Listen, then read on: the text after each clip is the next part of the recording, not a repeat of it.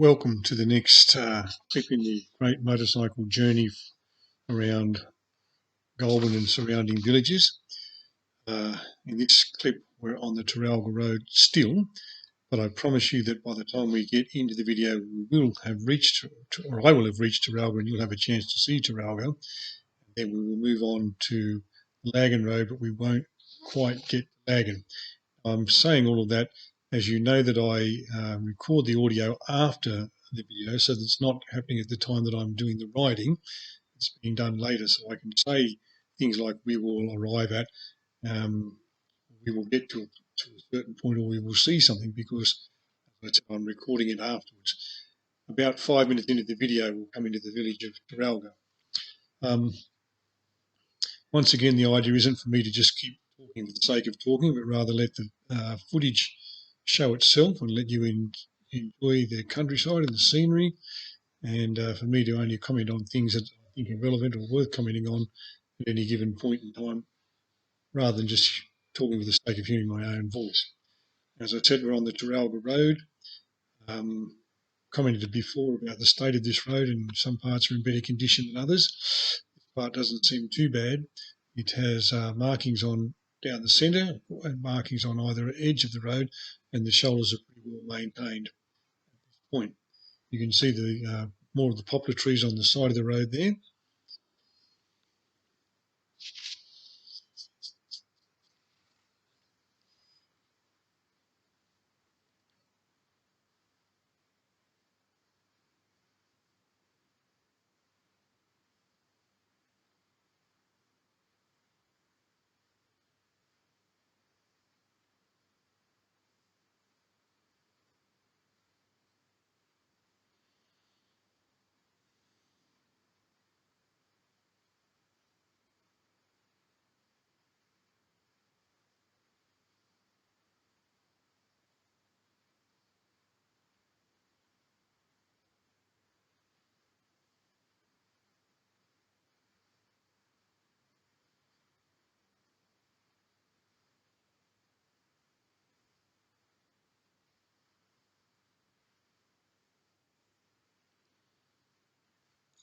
Motorcyclists have just gone past me at pretty high speed going the other way.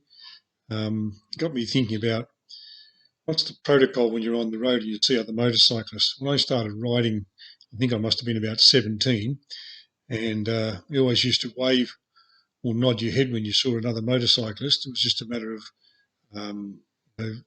acknowledging that you'd seen another motorcyclist on the road. Other people, the other cyclists often wave back. Some do, some don't. I suppose the ones who don't figure, well, I don't know this bloke from a bar of soap, so they would be waving and pretending I recognise him. I always just do it as a bit of a courtesy to say, well, I've acknowledged that I've seen other motorcyclists on the road. I just wonder what other people do there and what they think about that sort of idea. I'm always in a good position that I can take my right hand off the throttle and just wave with my right hand. Others have got to do their left hand, and so it's not always obvious whether they're responding to you or not.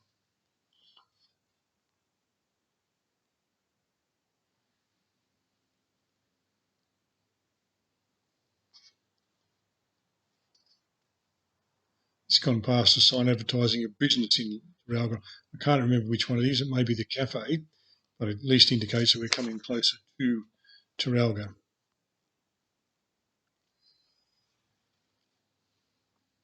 And just past the 50 kilometres ahead sign.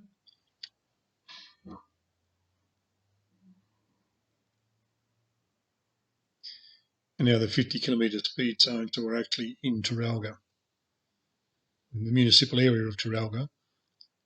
I actually can't see the village just yet.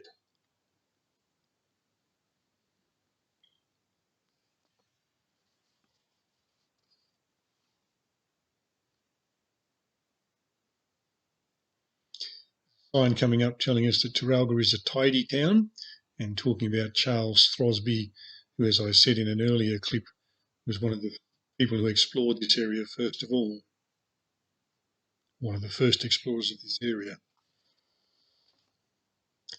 Coming up on the right, the yellow building is the Taralga Rugby and Social Club. The day I went past was a weekday, but it was a very popular place, lots of cars out the front. It is a bar and a bistro, things that I presume a club has these days. As you can see, this is Taralga. We're going to take a left turn and go to Crookwell in a moment, which is west of here. You can see most of the town. Just take this left turn and then I'll talk a bit more about the rest of the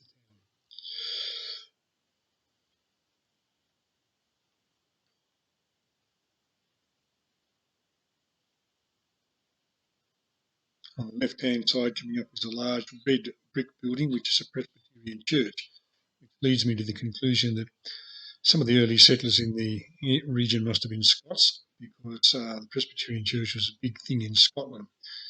Shortly we'll go past a sign telling us that Laggan is 27 kilometres away and Crookwell is 35 kilometres away. Now, as I said, talk about Taralga a bit more. There's a pub, a cafe, another cafe which is also a bakery, a school, a park, a rural supply place. There is a place where you can get petrol. But other than that, not a lot. I guess the residents would probably be in the hundreds, maybe 1,000 at the most. It's there to serve the rural community. And if you travel on beyond Taralga, you can go to Mittagong and Wombeyan Caves and then Mittagong, or as I said earlier, you can go to Oberon, then Lithgow, Kelso, Bathurst, Mudgee, and generally into the central west. Now, I was thinking a little earlier about motorcycles, motorcycle protocols and so on, and in the last video, I know I talked about safety gear and so on, and I don't want to become the safety police and start telling people what to do, but one of the things that I'm conscious of whenever there's a motorcycle accident is the bloke or the person driving the car that's generally run into the motorcyclist had to start with, "Sorry, mate, I didn't see you." And I guess part of that is because cars are not always looking for motorcycles as they ought to be. Some motorcycles are small. I'm in a fortunate position that I've got a big bike and it's hard to miss, but some motorcycles are small. And I know that loud pipes save lives, and that's why people have loud pipes. But I think a little bit about the general visibility of motorcyclists. The fashion these days is for motorcycles to be all blacked out. As you saw if you watched the video of mine, mine's got lots of chrome and bling on it that's pretty shiny and sparkly, and it's hard to miss. But many motorcycles these days are all blacked out.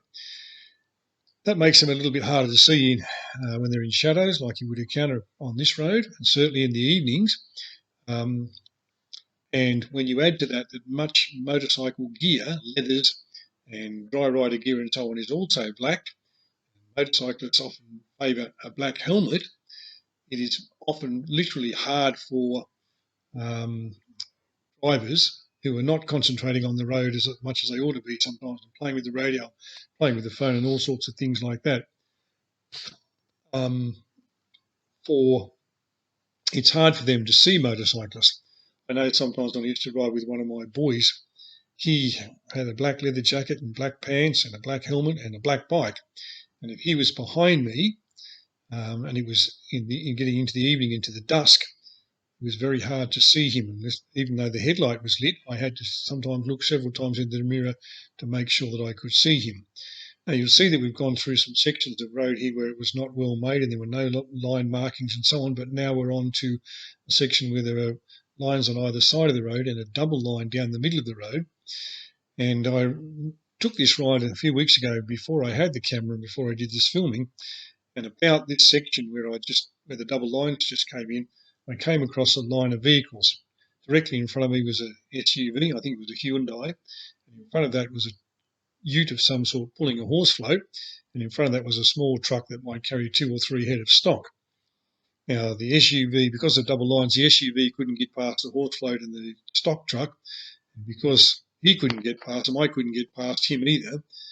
So there was quite a section there where I was going up and down through the gears, and often in a couple of places down into second gear, trying to hold my distance so that if he had to suddenly stop, I wouldn't run up the back of him. The bloke pulling the horse float and the truck in front were having a bit of a struggle getting up some of the hills, so maintaining the distances was a little bit tricky in some places. The double lines go on for a very, very long time.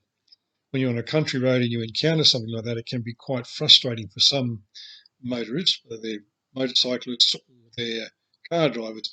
And that's one of the things that you have to factor in when you're on a country road. You just don't know what sort of traffic you're going to encounter, and sometimes you just have to be patient.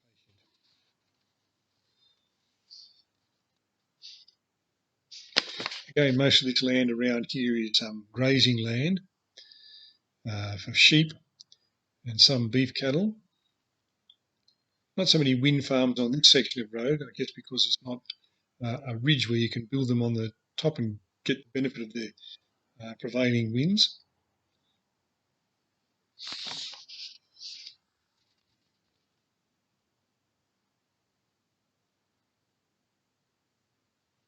As you've noticed, not a lot of cars have gone past me coming in opposite direction or even trying to pass me, even given the double lines. And I'm checking my mirrors, I didn't see many cars behind me. It's not a road that's used a lot. And going from Taralga to Laggan, I guess you would go through to Crookwell. Crookwell is a bigger town than Taralga and a bigger town than Laggan, and we'll talk a bit more about that when we get to Crookwell. So this is a road that you go on because you live on it, or you're just riding through like I am. It's not a road that takes you to anywhere significant. Although having said that, I'm sure the people in Laggan think their little village is significant.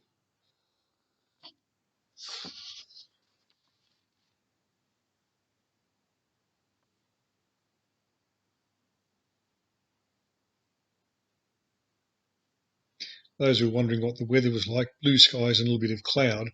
I was wearing my dry rider jacket, as I said, which has a zipper lining inside it, a quilted lining, so you can take that out in summer, of course. I had another jacket on underneath that and a t-shirt, so I guess I had about 4 layers if you include the zipper lining, and I think I was wearing 2 pairs of gloves. I wasn't really cold. It never lets you wear enough gear so that you won't be cold. The Kawasaki has leg shields which can be opened to allow some airflow through in summer and obviously closed off in winter to keep the cold air off you.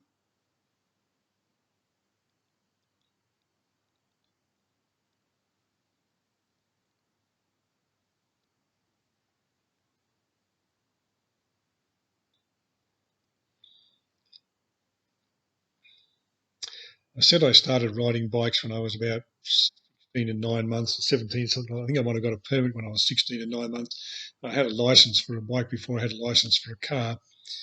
I rode for a little while when I was younger and then got married and never rode another bike for another 35 years or so. I'm going to talk a bit more about the bikes I've owned and ridden in the next video rather than share all the stories now. I've had a bit of a variety over the years.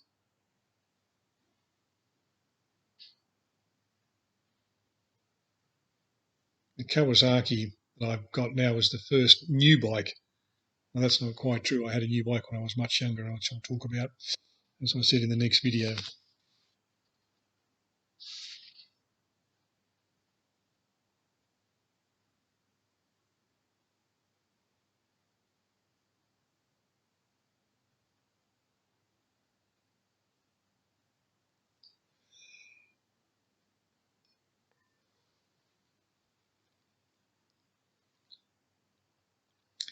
And again, you can see guardrails on either side of the road, so there are sections of the road where somebody, whether it's a state government or local council, I suspect the state government here have provided some money to provide safety features along the road.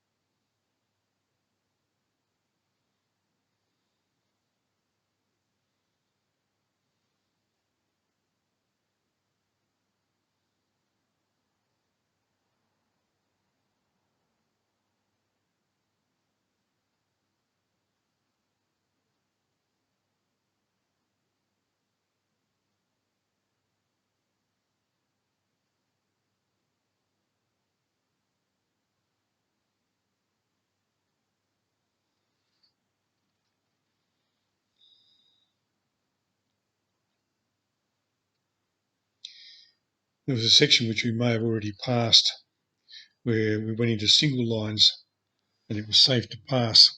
I was able to get past the SUV, but then I was stuck behind the bloke with the horse float.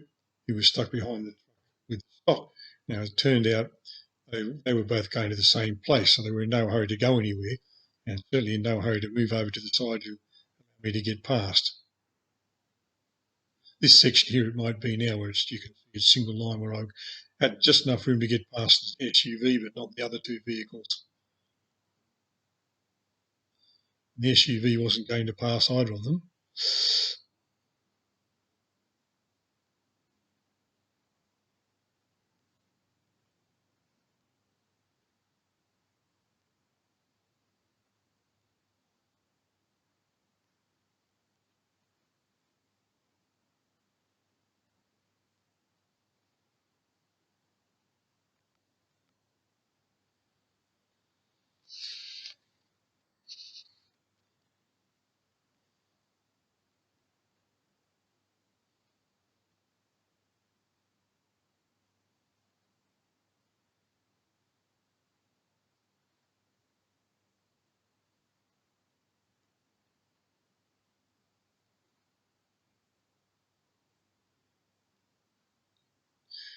And we're coming towards the end of this video, so again I'll say thank you to those who have been watching. If you watched all the others and you're continuing to watch, thank you for your interest in my videos.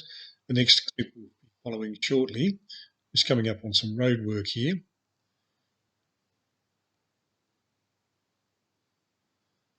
And then the clip will come to an end very shortly, so I'll say thank you for watching, and the next clip will follow very shortly. And in the next clip, hopefully we'll make it to Laggan and maybe even into Crookville. Thank you for watching. See you next time.